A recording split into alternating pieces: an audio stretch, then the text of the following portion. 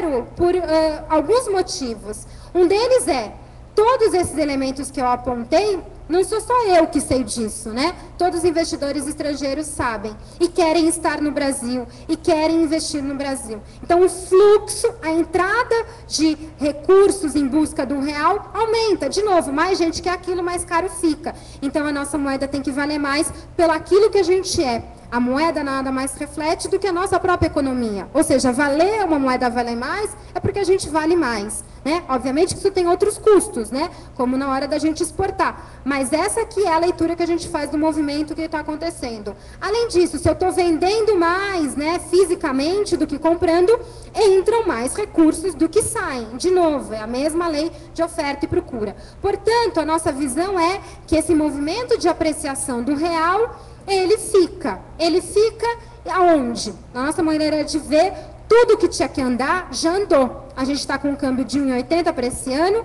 1,75 para o ano que vem, ou seja, você tem um espaço de apreciação que já veio muito, é muito mais uma estabilidade em torno desse valor, do que o câmbio ir para 1,50. A gente não enxerga o câmbio ir para 1,50, como a gente não enxerga ele para 2,50. Ele cabe nesse cenário de mundo lá fora, sem grandes novidades, o Brasil com esse cenário muito positivo, e, portanto, esse é o câmbio do nosso cenário. Tá? E aí, duas últimas variáveis, que são importantes para a gente entender um pouco o que vai acontecer com a política monetária do Brasil, política monetária, taxa de juros, para onde ela vai. Primeiro, inflação. A inflação, essa inflação que a gente olha, que chama IPCA, a inflação ao consumidor. Ou seja, ela mede o custo do meu alimento, o custo do meu serviço, o custo do meu cabeleireiro, o custo do meu estacionamento, o custo do meu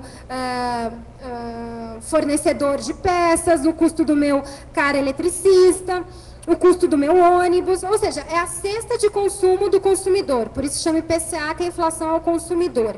Essa inflação que o Banco Central tem como meta monitorar. O Banco Central não pode deixar essa inflação passar de 4,5%, porque essa é a missão dele. O Banco Central tem uma meta, por isso ele chama meta de inflação, tem que ficar em 4,5%. Até onde ele tolera? Até 6,5% para cima ou até 2,5% para baixo. Ele não pode deixar a inflação também sair do controle, porque também não é favorável à economia ter uma inflação, preços caindo constantemente, porque significa que as pessoas estão recebendo menos também.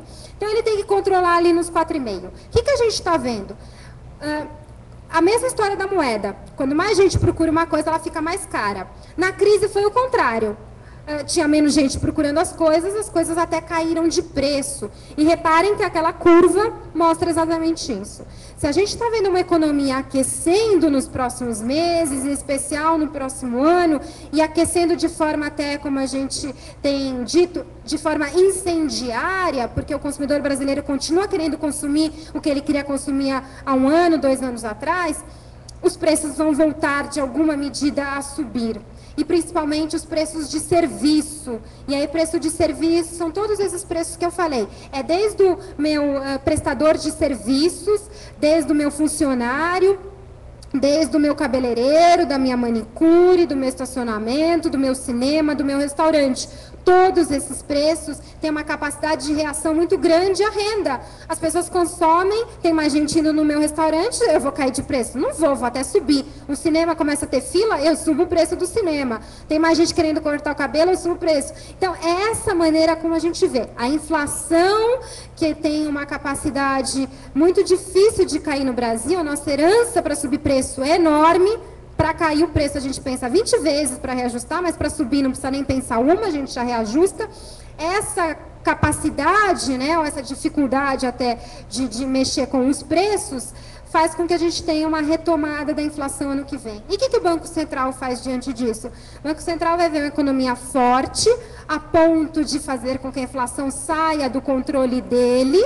Está vendo que ali ela bate 4,5% no melhor dos cenários. Se as coisas forem muito mais fortes, a inflação sai do limite dele do 4,5%. O Banco Central tem uma variável que ele usa que se chama taxa de juros.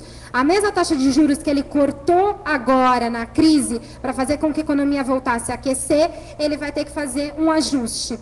Então, a gente enxerga que o corte de 500 pontos que ele fez ele vai ter que corrigir uma pequena parte, porque a economia brasileira vai estar incendiando a ponto de fazer com que a inflação volte a subir, e a gente enxerga o Banco Central subindo juros já no primeiro semestre do ano que vem. Ele termina em 11,5% o ano que vem. Vai ser uma forma de corrigir esse excesso da economia brasileira. E por que essa taxa de juros tão alta? Por causa dessa dificuldade da economia brasileira de andar no mesmo ritmo. Então, o Brasil cresce, né? A demanda cresce sempre mais rápido do que a oferta. O que isso significa? O Brasil cresce e as estradas não caminham no mesmo ritmo. A gente vê o trânsito, aqui vocês não têm, mas em São Paulo a gente vê que vende mais carro do que aumenta a quantidade de ruas, ou amplia a rua. Esse é um exemplo clássico do que é oferta e demanda. A demanda por espaço na rua, né, a demanda por carro cresce muito rápido, o espaço na rua não cresce tão rápido, o que acontece? Trânsito.